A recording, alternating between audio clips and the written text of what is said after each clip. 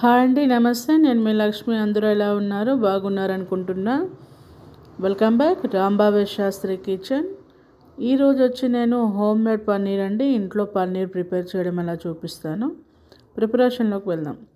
ముందుగా ఒక 1 లీటర్ పాలండి, లేదా 1/2 లీటర్, మీ క్వాంటిటీ బట్టి తీసుకోండి. ఈ ఒక చికెన్ పాలు తీసుకొని స్టవ్ ఆన్ చేసి ఒక బౌల్ పెట్టి దాంట్లోకి ఈ మిల్క్ని అంతా కూడా యాడ్ చేయండి. ప్యాకెట్ మిల్క్ అయినా పర్వాలేదు, గేదె పాలైనా. ఇక్కడ నేను వచ్చి గేదె పాలు తీసుకుంటున్నా అండి.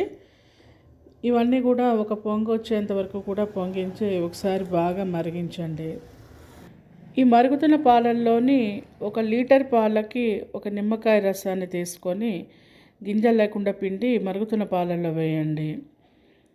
ఒక 2 నిమిషాలు మరిగిస్తే ఇదంతా కూడా పాలన్నీ కూడా ఈ విధంగా విరిగి మనకి పన్నీర్ అనేది తయారవుతుంది. ఒక బౌల్ తీసుకొని దాంట్లోకి ఒక జల్లెడని కానీ ఒక బటర్ని కానీ పెట్టి దాంట్లో ఒక క్లాత్ని యాడ్ చేయండి. ఈ క్లాత్ యాడ్ చేసి మీరు తయారు చేసిన పన్నీర్ పాల మిశ్రమాన్ని అంతా కూడా దీంట్లో వేసి ఈ విధంగా తిప్పి మొత్తం వాటర్ లేకుండా చేసేయండి.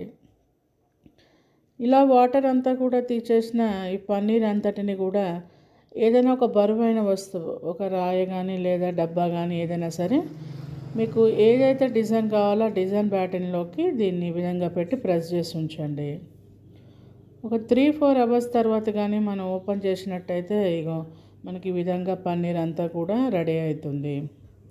అయితే నేను కాస్త థిక్నెస్ కాకుండా పల్చగానే చేసుకున్నాను అండి. బజ్జీ వేద్దామనే ఉద్దేశంలో కాస్త పల్చగా తయారు చేశాను. మీకు కావాల్సిన కంటైనర్ ఏది కావాలనుకుంటే దాంట్లోకి వేసి తయారు చేసుకోండి. ఇలా తయారు చేసిన పన్నీర్ అన్నింటినీ కూడా ఇలా చిన్న చిన్న క్యూబ్స్లా కట్ చేసుకుని మన ఒక గాజు దాంట్లో కానీ స్టీల్ దాంట్లో కానీ స్టోర్ చేసుకుంటే ఒక 3-4 డేస్ అనేవి బాగుంటుందండి. వాళ్ళు బయట వేసే వాళ్ళు కెమికల్స్ వేస్తారు కాబట్టి ఎక్కువ రోజులు ఉంటుంది. చూస్తున్నారు కదా ఎంత సాఫ్ట్గా వచ్చిందో. ఈ పన్నీర్తో కర్రీ అయినా ప్రిపేర్ చేసుకోవచ్చు, బజ్జీస్ మన ఇష్టం అండి. ఎలా అయినా సరే ప్రిపేర్ చేసుకోవచ్చు. మీరు కూడా ట్రై చేయండి.